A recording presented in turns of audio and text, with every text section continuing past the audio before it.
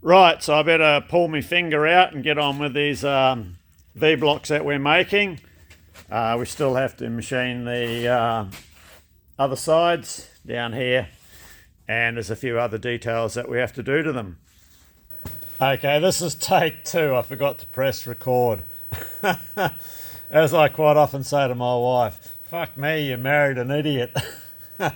So here we go again. So I'm going to rough these out the same way we finished up machining the other side in the video. So the work will pass transversely across the face of the cutter. We'll lift the table up, then we'll do the lower half. And when we come to do the finishing cut, that's where we'll use a different tool path for the cutter to eliminate that transition line. So yeah, because this isn't a brand new machine, there is a little bit of wear in it. So we'll have to have a play around and see if we can't accommodate a bit of that wear in our gib strip. Now this is one you've got to be very careful on gib strip adjustments if there is wear, because the next thing you'll notice, you'll be binding up on the column and you'll have scoring take place and all sorts of carry on you don't want. So it's yeah, you've got to be extremely careful how you go about it. And when I say extremely careful, I mean just that, because there's that much weight on the table and knee on this machine. If you over tighten it, you're not going to feel it in the hand crank. And when you do feel it, you know you're way too tight.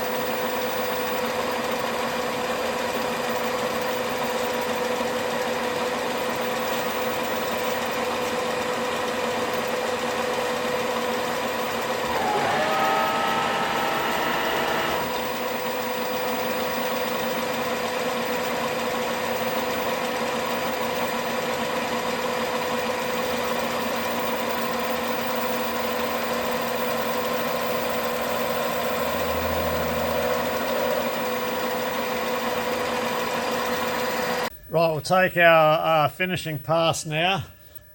This area here is a bit of a concern. I don't know if we're going to get a full clean-up, but we'll see what happens. So what we're going to do is we're going to run the cutter. I'll show you on this one. We're going to feed in, feed the table up into the cutter. We're going to come down till it clears most of the bottom, and then we're going to slowly walk the table out of the cut.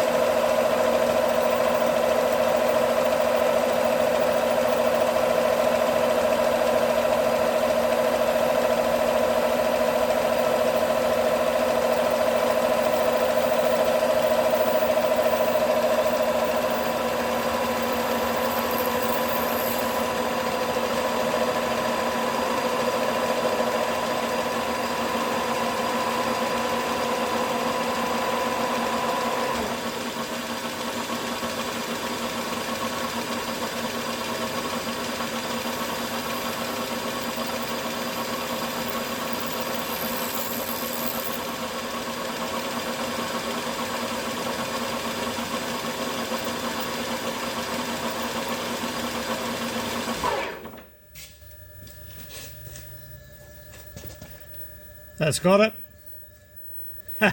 Finishing cut was deeper than the roughing cut. Oh, you get that? Right, so let's do the other one.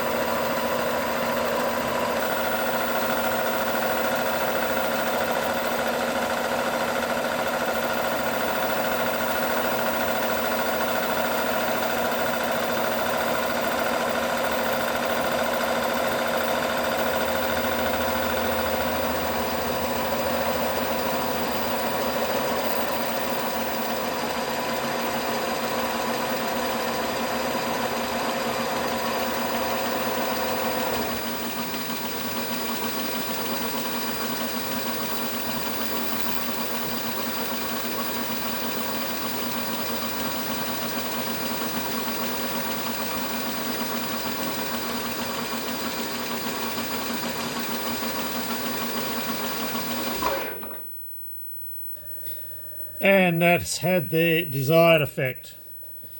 Cleaned up the bit that I wasn't sure on too. Right, we'll get these deburred.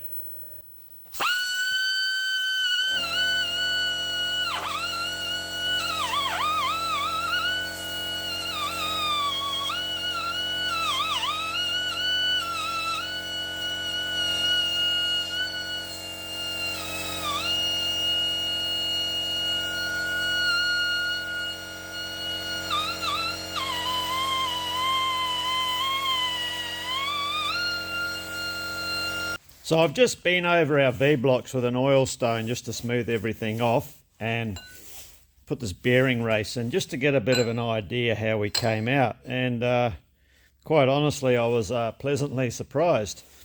So using a depth mic measuring in, so we have 2.241 inches on that one, the same 2.241 on that one,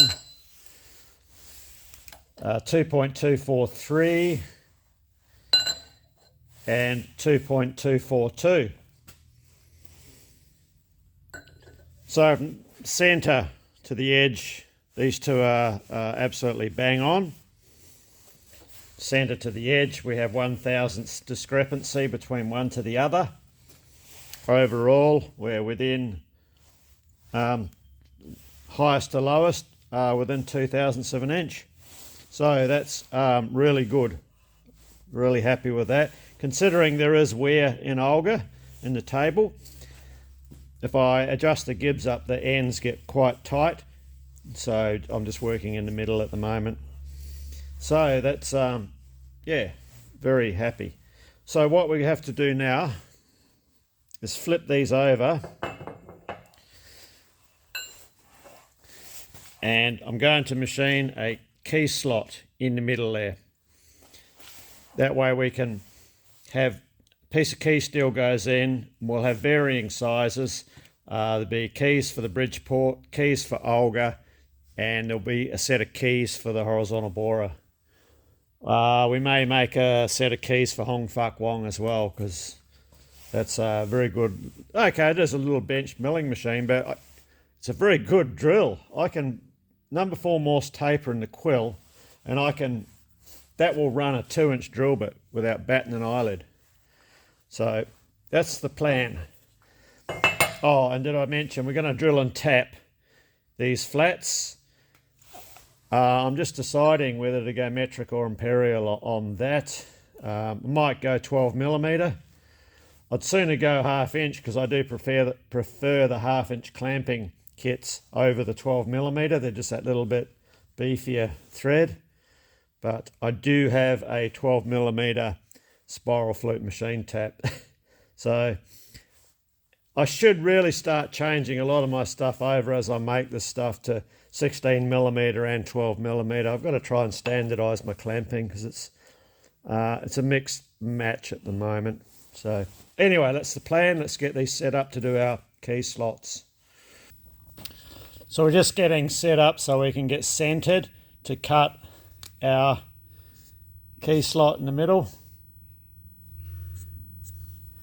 So we'll probably do an 18 or 20 millimeter wide slot all of the way through.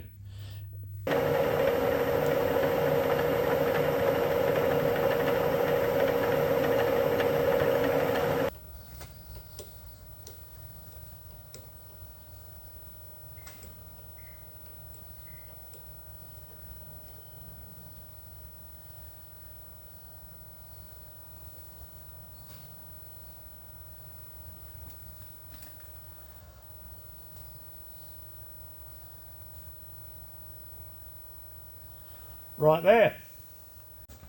So I'll lock off the table so we don't bump it. So we've got a 1/2 inch carbide end mill, so this is as good as any to use.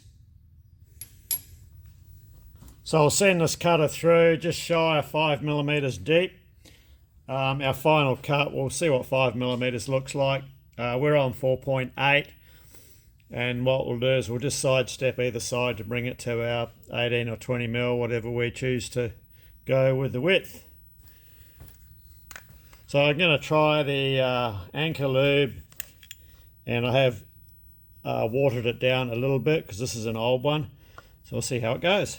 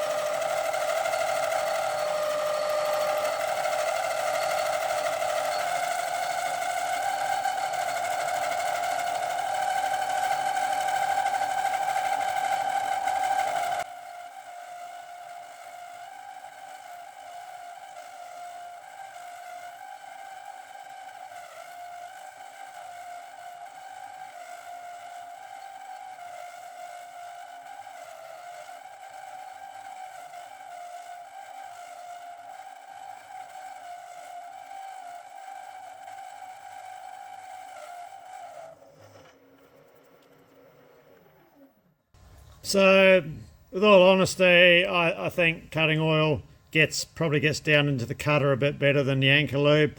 The anchor lube works great in some instances, or maybe it's better kept for drilling and tapping. I know it works very well there, but I don't think there's no way it can get down onto the cutting edge when you're milling.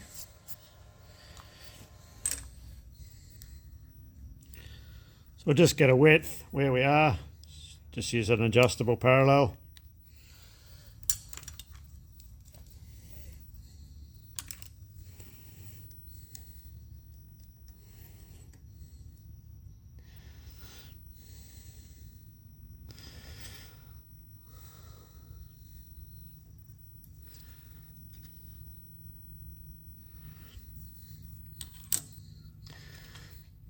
The sides of that are a little bit tapered, so it's slightly narrower right down the bottom. Whether that's due to the width of the cut, taking the full cut, it's quite possible, or something funky on the profile of that end mill.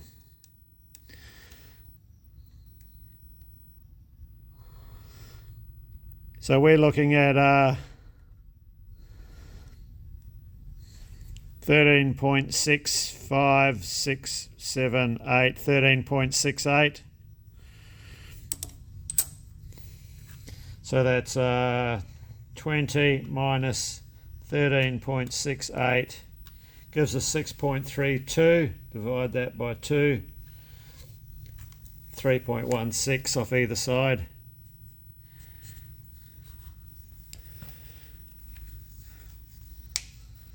I'm just going to actually take 3 mil and we'll just recheck the side profile.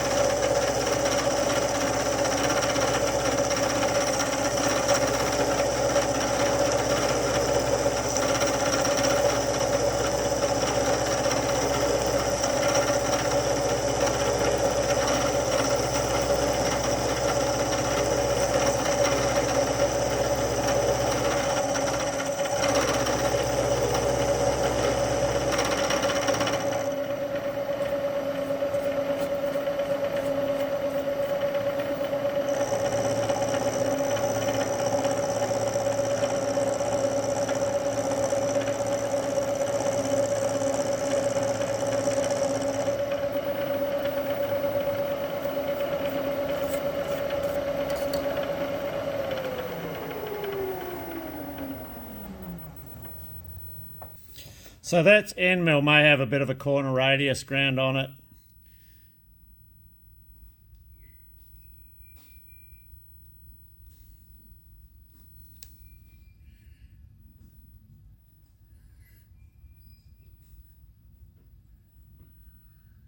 So I think that's why we're getting that little bit of that'll be why we're getting that little bit of rock.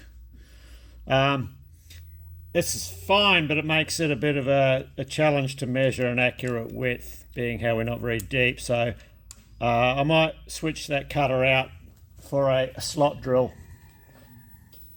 So normally when I do a keyway, I generally always use a two-fluted slot drill over an end mill all the time for keyways. But I thought we might get away with it. I didn't realise it was a corner rounding end mill or something going on in the corners there. So we'll get this swapped out and continue on. Right, with our slot drilling, we've touched off on where we were here, and we've come up the difference to give us our 5mm depth, and we've moved our part along the remaining 0.16mm to clean up this edge to final dimension. So we're still going to run a climb cut through this, and I'm just going to back the speed off. We were running that carbide end mill on 900. I'll probably back this off to 700, see what it looks like.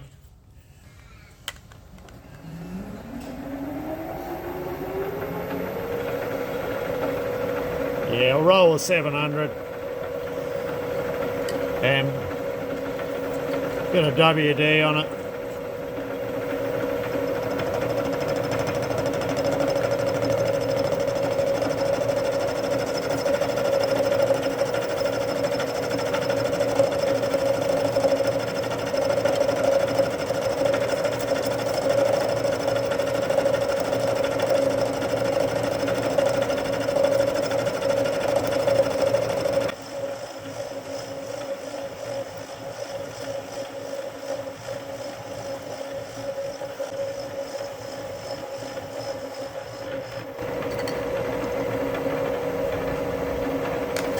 So I'll come back and just take a cleaning cut off the other side so we can get a measurement.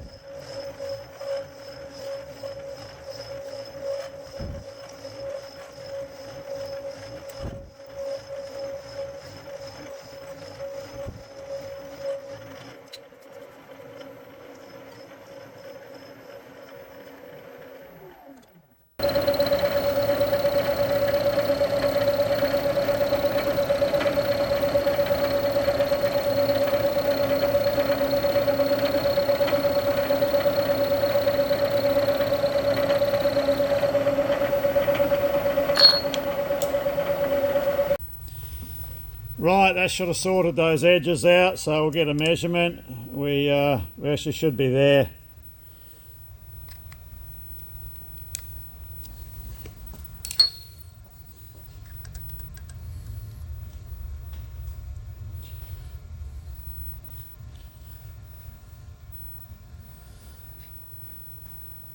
That looks good to me.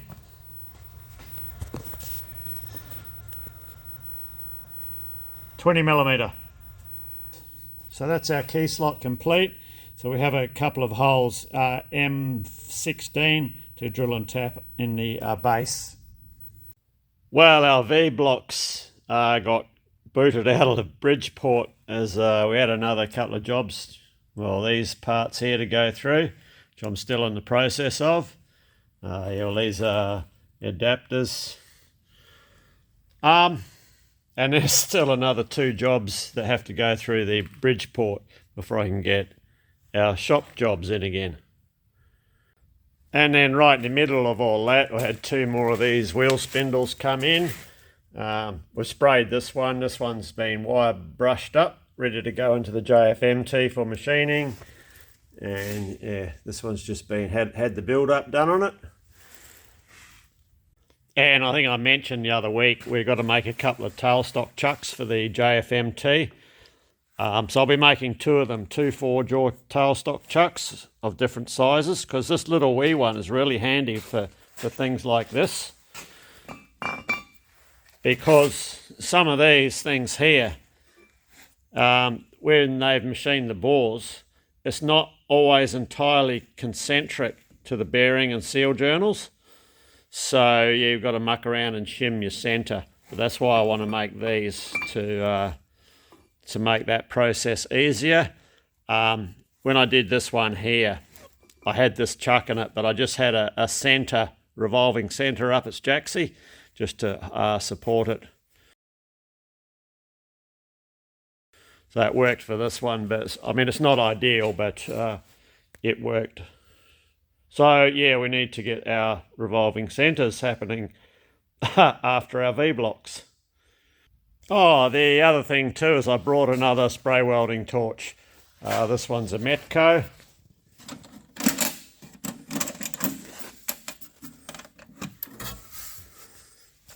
So yeah, this will be our new spray welding torch. And this will be the replacement for the old Eutectic, Rototech. So yeah, I've got to finish machining those spindles, finish these. I've got 2 other jobs that have to go into the Bridgeport, and then we'll get back onto our V blocks.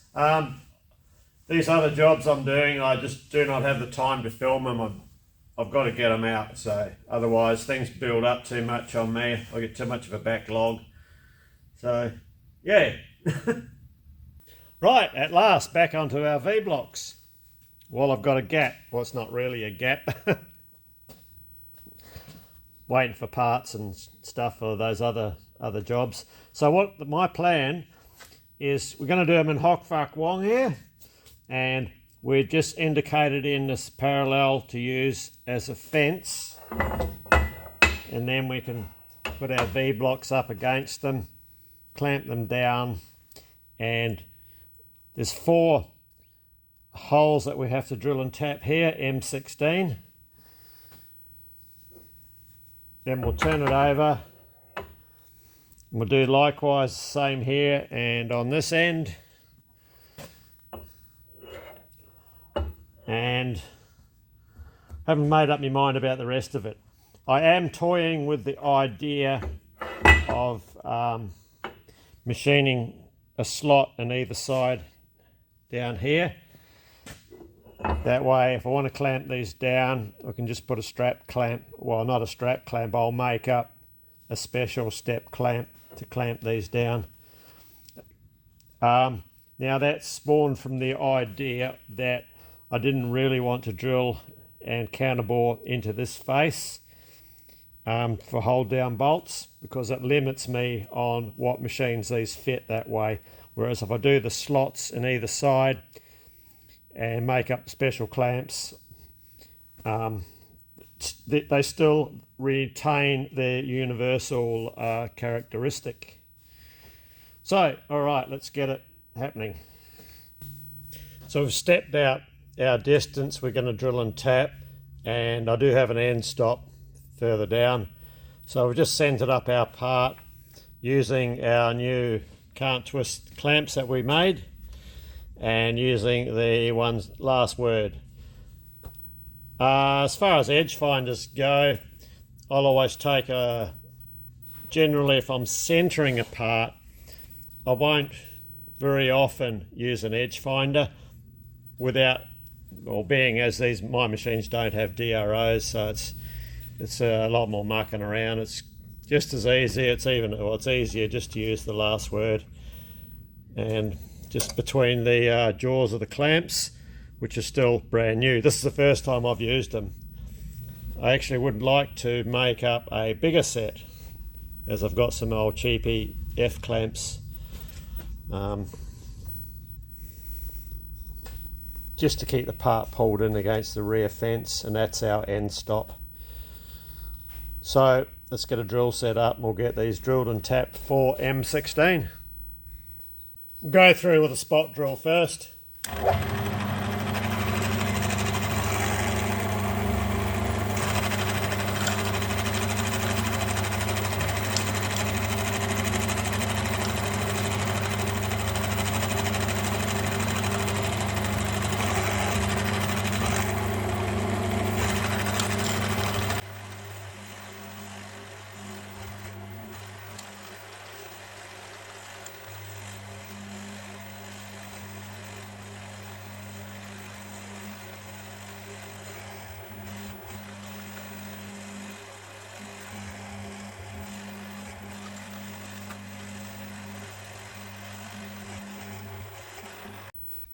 Then we'll pilot drill 6.5mm down to 32 mil.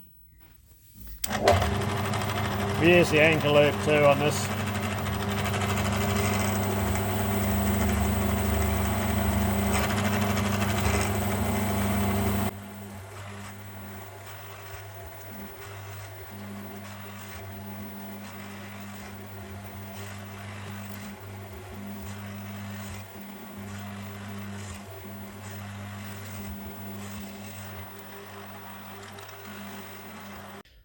Right, that's all pilot drilled to depth. So what I'll do now is I'll take this one out, I'll put the other one in, it'll register up against our end stop and repeat the procedure. Then we can put in I've got a brand new M14 drill, which is the tapping size for our M16 tap. That's a brand new tap as well.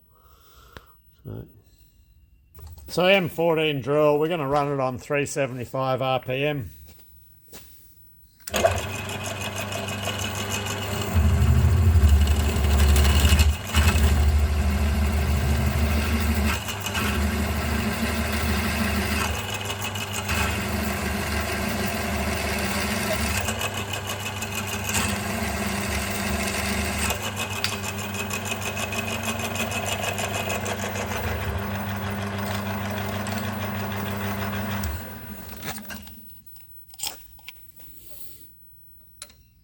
Yeah, I just checked that before we went too far. Yeah, right.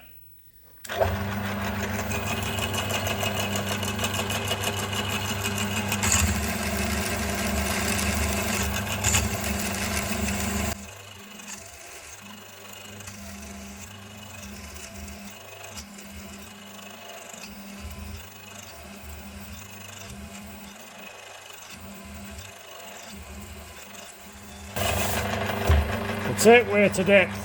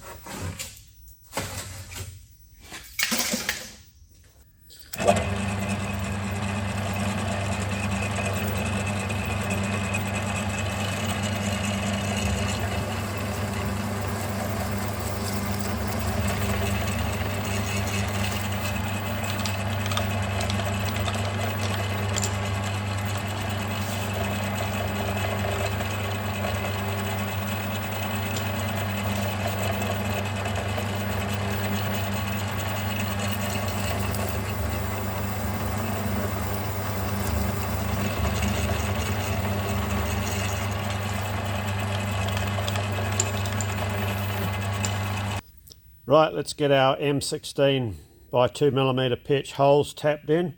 I'm just running the drill on 80 RPM. I don't want it to wind up too fast and bottom the tap out before the thing stops, before we can reverse it and get it out. So, fingers crossed. Try a bit of anchor lube on it. I know it works well with tapping, so.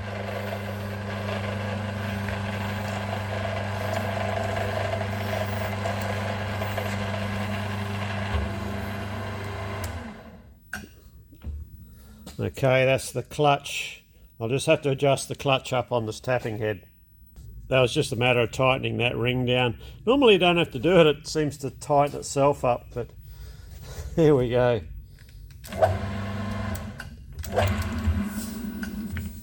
Okay, I'll give it a good tighten down, I think. Failing that, I'll grip it in a ER40 collet.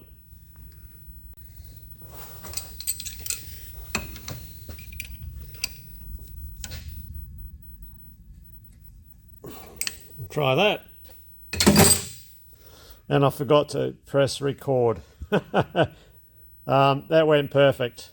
And I've just brought the speed up to 145, so we'll try 145 on the next hole. Always forgetting to press record. Bit more anchor. Okay. Feed it to it.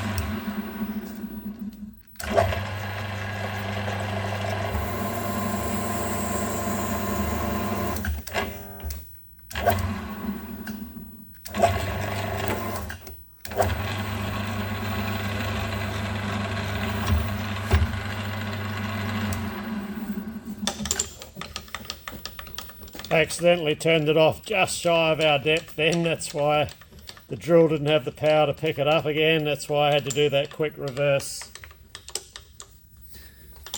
Not good practice with these taps, but got to do what you got to do.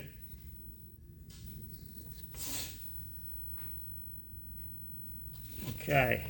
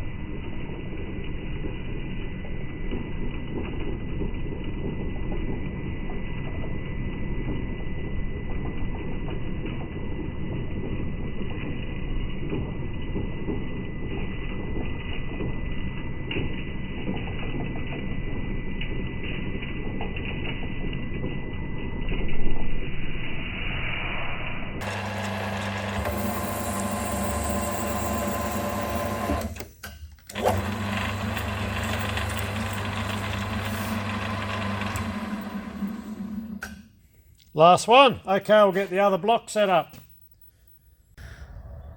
Oh, nice winter's morning here in Perth. Sun's sort of popped its head up. Might be in for a good day.